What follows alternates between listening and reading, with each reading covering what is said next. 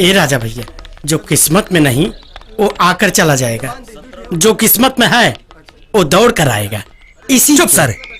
काहे भैया, वो देखा तुम्हार किस्मत सामने से चल के आवती है। चलो, भोलेनाथ के दर्शन बढ़िया से हो गए।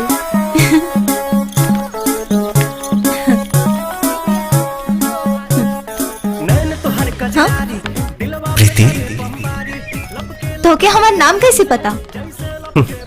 आशिक है, और आशिक खातिर इतना भी मुश्किल नहीं है कि वो अपने महबूबा के नाम ना पता कर सके। आशिक? ए मिस्टर, होश में तो बाड़ा ना तू? ना जान ना पहचान, मैं तेरा मेहमान।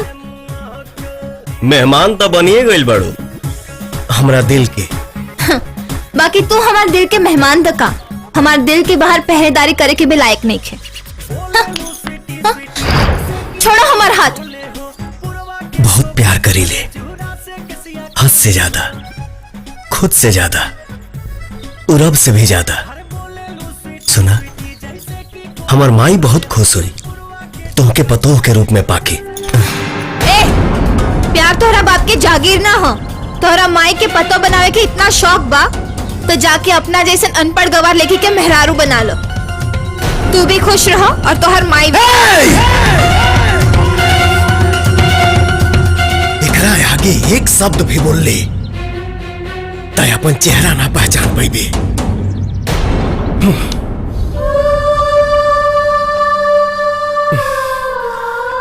तो के भुला तो नहीं की सकत, कहे कि प्यार करीला। जब तक ते खुद चल के ना आईबे तब तक तोरा के हम पलट के भी देखनी तब मर्द के पैदाइश ना।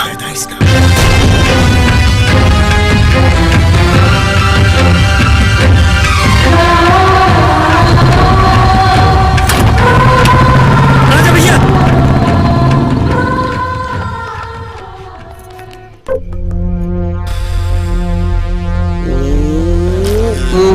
सुना, एक गाना सुनवा। सुनावा। अरे उता अपन से बियाह कैली, चल गईली ससुराल, अपन मन का मेहर ले आईली जैसे मिलेगा। वाह भैया वाह, चपले रहा। अगल बगल में कोनो माल बिया का रे महकतिया।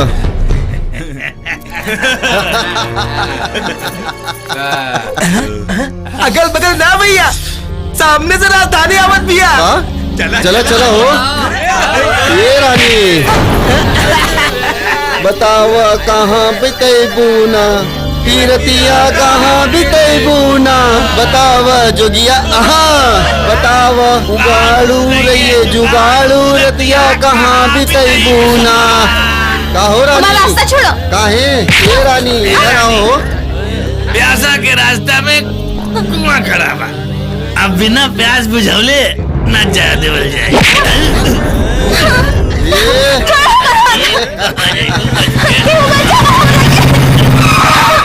बचे अपने इलाका में गली के कुत्ता भी अपना के शेर समझेला, चिल्ला के औकात बतावेला तोरा जैसन भड़ुआ मरद नारे। अगर तोहनी के पैदाइश में फर्क नहीं थे ना, जब तक बजाई बाज के जइहा संगे तोरी बहन का।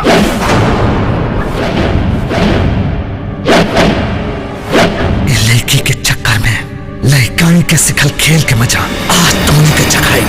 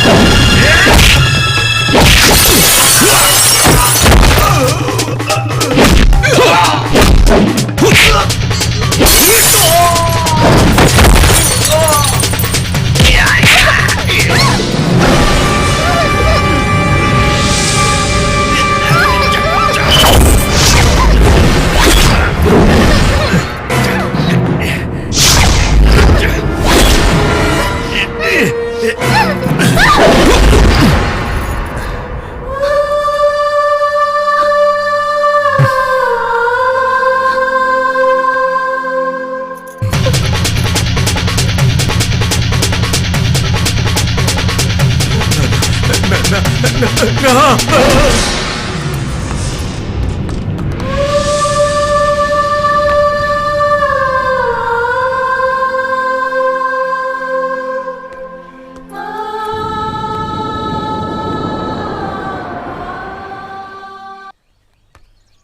भैया, लटुआ नहीं के दिखा तो। अच्छा। अरे गुर फेंकना। हाँ भैया। लुटवा कहाँ पर है? अरे भैया वो पार्टी में कल बड़ा खा ले बड़ा होगा था।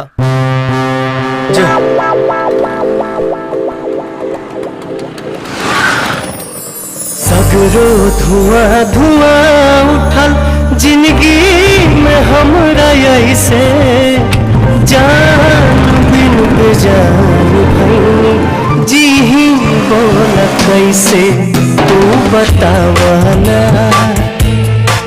समझावाना तू बतावाना समझावाना।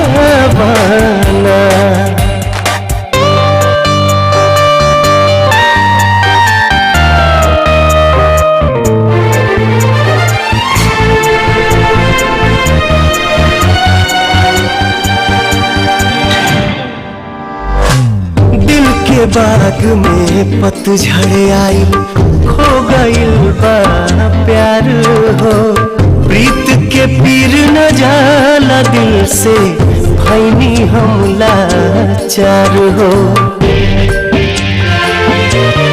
हाँ दिल के बाग में पतझड़ आई खो गइल बा प्यार हो प्रीत के पीर न जाला दिल से भैनी हमला चार हो। मेहिया के घर उजड़ गइल चिड़ै के खोता जैसे जान बिन बेजान भैनी जी ही बोल कैसे तू बतावाना समझावाना तू बतावाना समझावाना। बहुत प्यार करी ले, हद से ज्यादा, खुद से ज्यादा, रब से भी ज्यादा।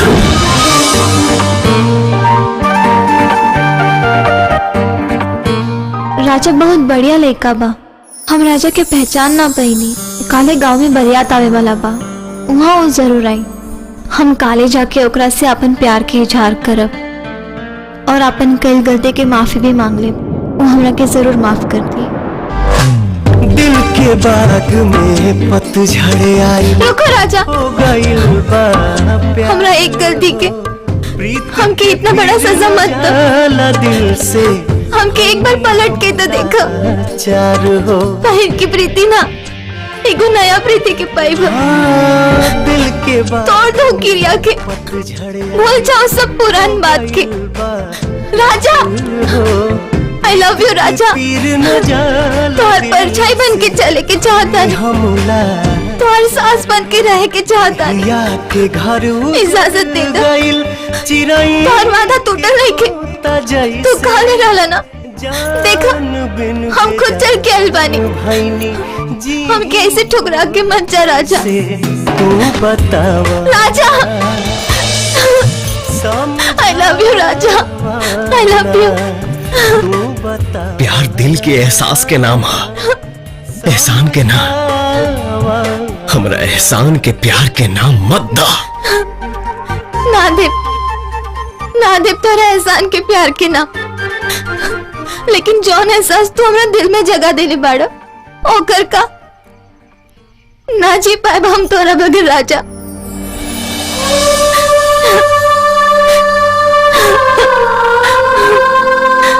हाँ राजा,